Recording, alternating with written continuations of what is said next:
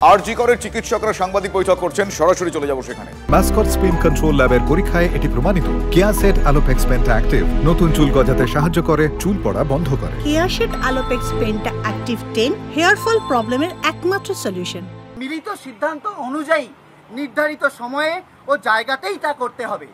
কারো চোখের আড়ালে বন্ধ করে সেটেলমেন্টের কোনো অপচেষ্টা তা আমাদের আন্দোলনের যে নৈতিক অবস্থান এবং স্পিরিট তার বিরুদ্ধে।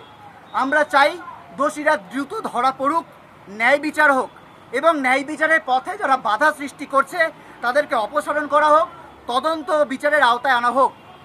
আমাদের দাবিগুলো হলো: ১. ৯ই আগস্টের নারকীয় ঘটনায় জড়িত দোষীদের চিহ্নিত করা এবং এই ঘৃণ্য ঘটনার মোটিভ এখনও আমাদের কাছে অজানা, তাই দোষীরা হয়তো প্রকাশ্যে ঘুরে বেড়াচ্ছে, ফলত আমরা কেউই নিরাপদ নই। অতি দ্রুত দোষীদের শনাক্তকরণ ও দৃষ্টান্তমূলক শাস্তি চাই। ২. তথ্য প্রমাণ লোপাটের ঘটনায় যে বা যারা প্রত্যক্ষ ও পরোক্ষভাবে জড়িত তাদের প্রত্যেককে চিহ্নিত করে তদন্ত বিচারের আওতায় আনতে হবে। স্বাস্থ্য ভবনের প্রত্যক্ষ মদতে যে দুষ্ট চক্র এতে সক্রিয় ছিল তাদের কাউকে আড়াল করা চলবে না। স্বাস্থ্য ভবনকে অবিলম্বে সন্দীপ ঘোষকে সাসপেন্ড করতে হবে। মহামান্য সুপ্রিম কোর্টের পর্যবেক্ষণ অনুযায়ী কলকাতা পুলিশ প্রশাসন সম্পূর্ণরূপে ব্যর্থ। এই ব্যর্থতার দায় নিয়ে পুলিশ কমিশনারকে পদত্যাগ করতে হবে এবং প্রয়োজনে তাকেও বিচার ও তদন্তের আওতায় আনতে হবে। প্রতিটি কলেজে ভয়ের রাজনীতি বন্ধ করতে হবে। স্বচ্ছভাবে সুষ্ঠু নির্বাচন করতে হবে। সমস্ত কলেজ এবং হাসপাতালের সিদ্ধান্ত গ্রহণকারী সমস্ত কমিটিতে গণতান্ত্রিকভাবে নির্বাচিত জুনিয়র ডাক্তার ও মেডিকেল ছাত্রছাত্রীদের অংশগ্রহণ সুনিশ্চিত করতে হবে। আমরা আমাদের এই সমস্ত কথাগুলোকে জনগণের কাছে পৌঁছে দেওয়ার জন্য আজকের এই প্রেস রিলিজ ছাড়াও বিভিন্ন জনসংযোগ কর্মসূচি নিচ্ছি। আজকে এই আরজি করের প্রোটেস্ট মঞ্চে সংহতি সভার আয়োজন করা হয়েছে বিকেল 5টা থেকে, যেখানে বিভিন্ন মেডিকেল কলেজ এবং হাসপাতালের ছাত্রছাত্রীরা এখানে আসবেন তাদের সংহতি জানাতে। এবং আগামীকাল বিকেল 4:30 মেডিকেল কলেজ প্রাঙ্গণে, কলকাতা মেডিকেল কলেজ প্রাঙ্গণে একটি গণকনভেনশনের ডাক আমরা দিয়েছি।